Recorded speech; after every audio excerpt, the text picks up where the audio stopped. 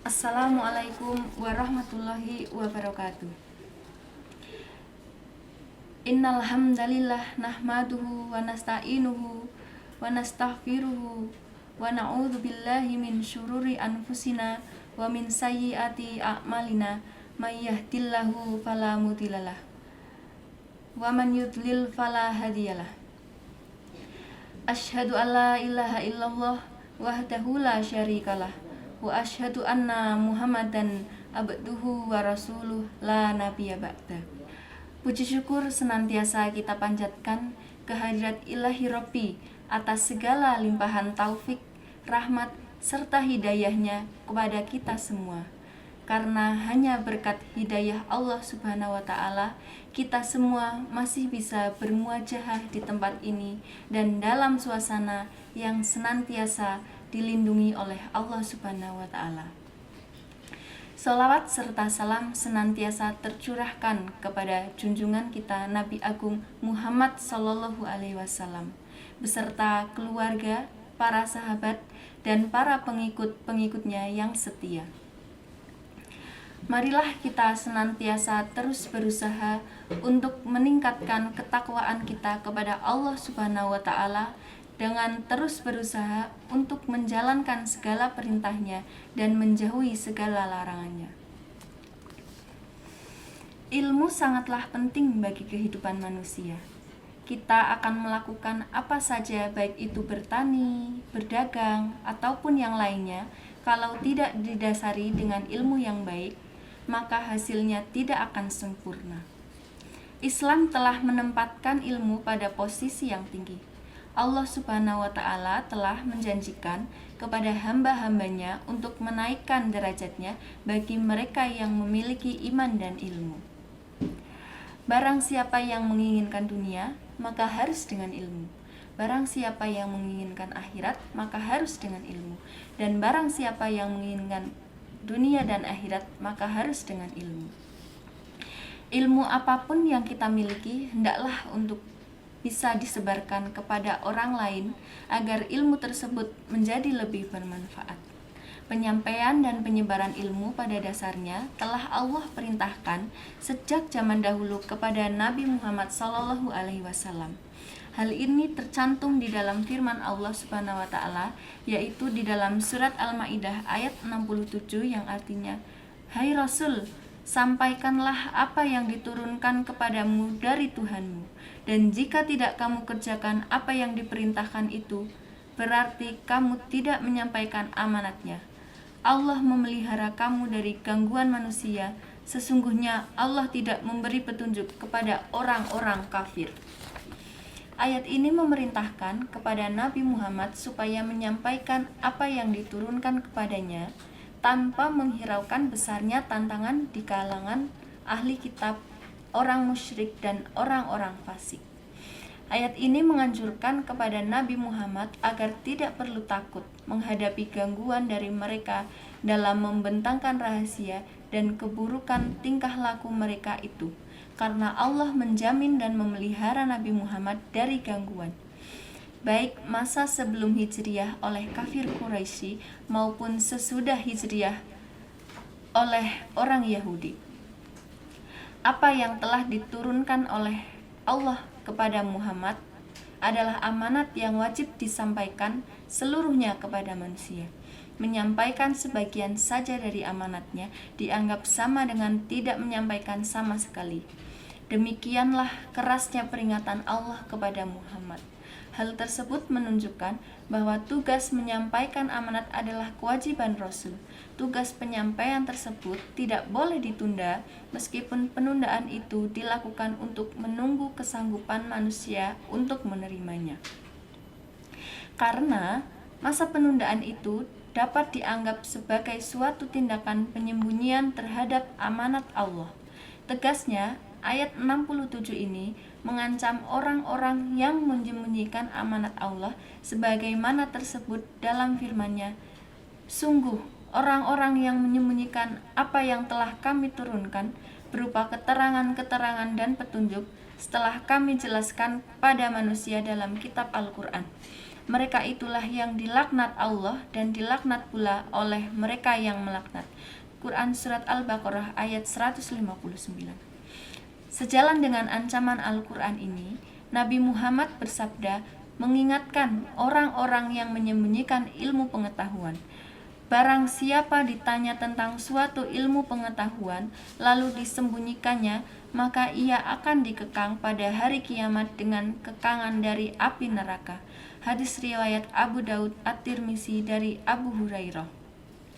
Selanjutnya, akhir ayat ini menegaskan bahwa Allah tidak akan memberi petunjuk kepada orang-orang kafir yang mengganggu Nabi Muhammad, dan pekerjaannya mereka itu pastilah sia-sia, karena Allah tetap melindungi nabinya dan tetap meninggikan kalimatnya.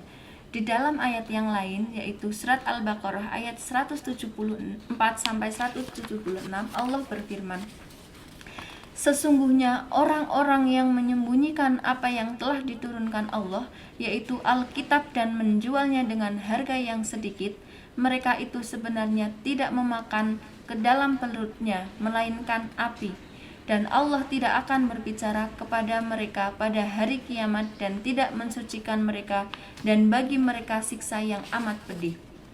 Mereka itulah orang-orang yang membeli kesesatan dengan petunjuk dan siksa dengan ampunan. Maka alangkah beraninya mereka menentang api neraka. Yang demikian itu adalah karena Allah telah menurunkan Alkitab dengan membawa kebenaran.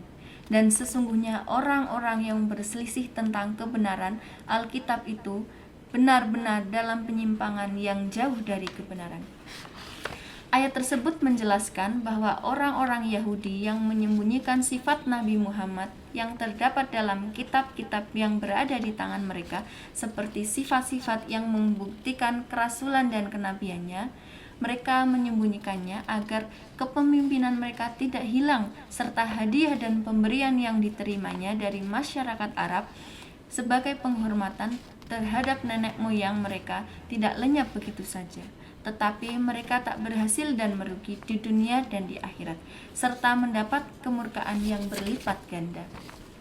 Allah mencela dan sangat murka kepada mereka, sebab mereka menyembunyikan kebenaran padahal mereka mengetahuinya, sehingga dengan itu mereka berhak mendapatkan kemurkaan. Maka Allah Ta'ala tidak melihat ke arah mereka dan tidak pula menyucikannya. Artinya, Dia tidak memuji dan menyanjung mereka, melainkan mengazab mereka dengan azab yang sangat pedih. Mereka itulah orang-orang yang membeli kesesatan dengan petunjuk. Mereka menukar petunjuk, yaitu perintah menyebarluaskan sifat Rasulullah yang terdapat dalam kitab-kitab mereka, berita tentang pengutusannya, dan penyampaian berita gembira mengenai kedatangannya melalui kitab-kitab para nabi, serta keharusan mengikuti dan membenarkannya. Namun mereka menukar hal itu dengan kesesatan, yaitu dengan cara mendustakan, mengingkari, serta menyembunyikan sifat-sifat Rasulullah di dalam kitab-kitab mereka. Dengan mengingkari dan menyembunyikan sifat-sifat beliau, berarti mereka telah menghina ayat-ayat Allah yang diturunkan kepada Rasulnya. Oleh karena itu, mereka berhak mendapatkan siksaan dan hukuman. Petunjuk dari Allah Subhanahu wa Ta'ala yang diamanatkan kepada Rasul telah dicantum di dalam kitab-kitab Allah. Hal ini sesuai dengan firman-Nya di dalam surat An-Nahl ayat 44 yang artinya, keterangan-keterangan mukjizat dalam kitab-kitab, dan kami turunkan kepadamu Al-Quran agar kamu menerangkan pada umat manusia apa yang telah diturunkan kepada mereka dan supaya mereka memikirkan. Ayat ini menerangkan bahwa Allah menurunkan Al-Quran kepada Nabi Muhammad supaya beliau menjelaskan kepada manusia mengenai ajaran, perintah, larangan, dan aturan hidup yang harus mereka perhatikan dan amalkan. Al-Quran juga mengandung kisah-kisah umat terdahulu agar dijadikan suri tauladan dalam menempuh kehidupan di dunia.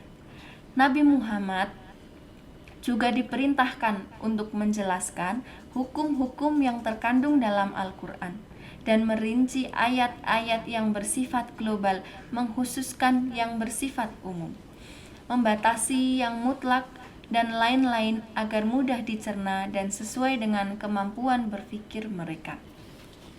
Di akhir ayat ini, Allah Subhanahu wa taala menegaskan agar mereka memikirkan kandungan isi Al-Qur'an dengan pemikiran yang jernih untuk memperoleh kesejahteraan hidup di dunia dan kebahagiaan di akhirat, terlepas dari berbagai macam azab dan bencana seperti yang menimpa umat-umat sebelumnya.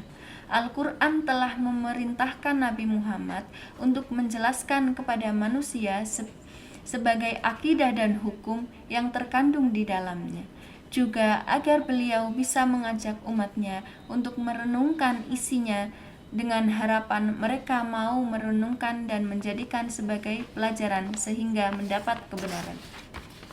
Demikian yang dapat saya sampaikan, semoga bermanfaat untuk kita semua. Akhirul kalam, billahi taufiq wal hidayah. Wassalamualaikum warahmatullahi wabarakatuh.